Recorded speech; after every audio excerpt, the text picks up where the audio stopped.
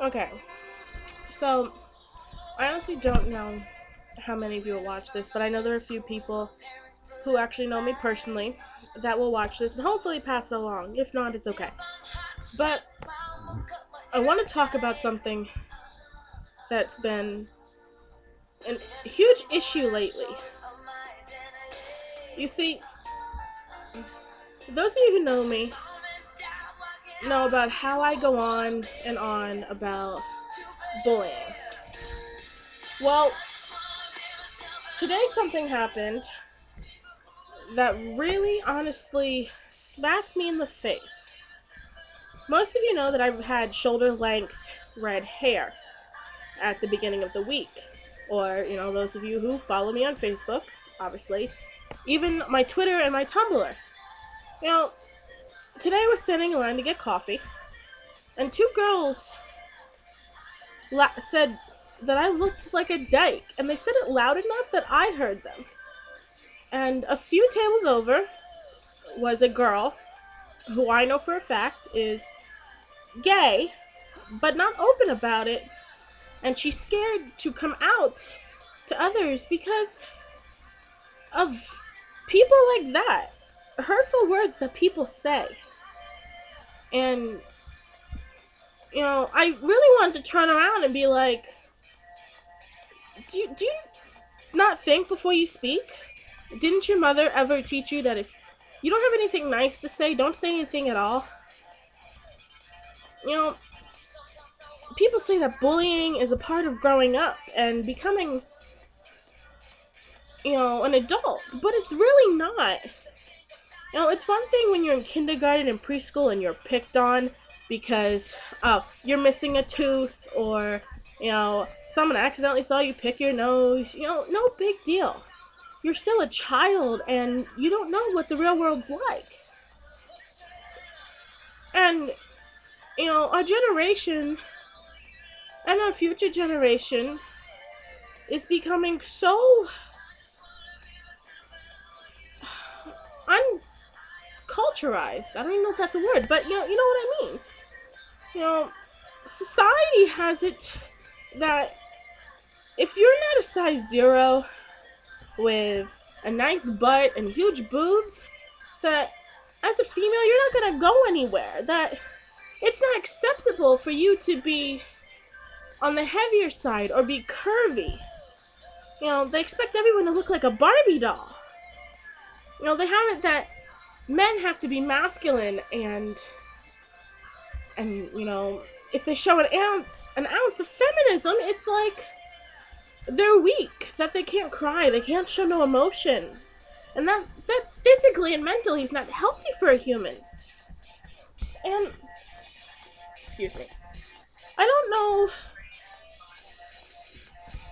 why people have to follow it, because that's not what life is about. Life is about creating yourself and being who you want to be. There shouldn't be people that fear being themselves.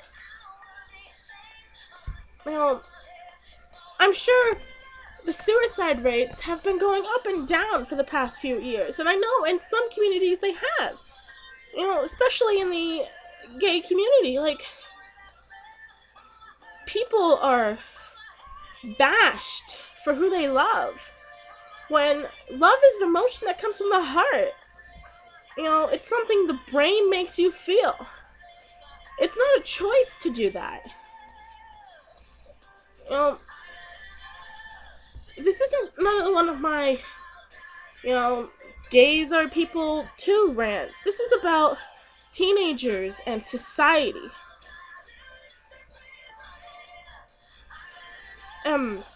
It's shocking to know that in 2012 that someone can't go out and be themselves because of fear of what people say or do. How would you feel that if your hurtful words were the last words someone heard before they took their life because you pushed them far enough that they snapped and, that took their last bit of hope? That has so much effect on people. Words that come from other people's mouths. People are starting to get obsessed and care about what others think and not what they think about themselves. They try so hard to be what society wants them to be. And when they're not, society and the people in it make them feel like a failure. It's something that just needs to be like slapped across the face and be like, knock it off. This isn't a part of growing up. This isn't a part of life. You know, suicide isn't selfish. What's selfish is bullying someone so much that they want to end their lives. That thought even has to enter their mind. You know, and I'm telling you from personal experience, words hurt. And they hurt bad. I was bullied through middle school and high school, and I self-harmed for a good amount of time. And luckily, one of my friends heard me say something, and those exact words were, "I'd rather die than go on like this." And they reported it, and my mom was called. That person that day, you know, opened my eyes a little bit about how there are people who actually care and will actually stand up and speak because they don't want someone to end their life early. And it's getting younger and younger as time goes on. I did a report in school, and I think the youngest suicide, the boy was 9 years old. At 9 years old, you're still a child. You're still growing, you're still developing, you're still supposed to enjoy your childhood. Video games, friends. You're not supposed to worry about the real world yet. And, you know, I've lost people to suicide, and it's something that no one deserves to go through.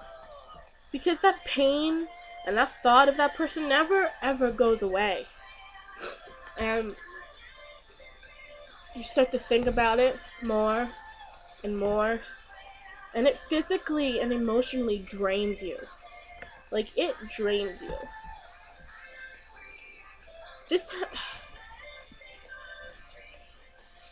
I have a 16-year-old brother.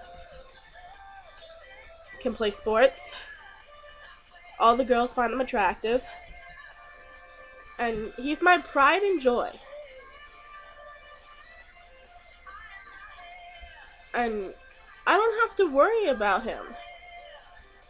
Because he knows right and wrong. But what about those people, your friends, your family, that speak hurtful words that you know about? Or what if your friend is the one who's being picked on? If you see someone being bullied, stand up, speak up, be their voice. This is ridiculous. This is not what life is about.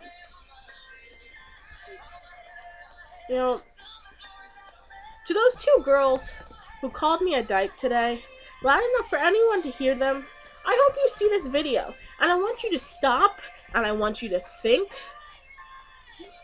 What if those words push someone over the edge? What if you were responsible for ruining someone's last hope? Last hope.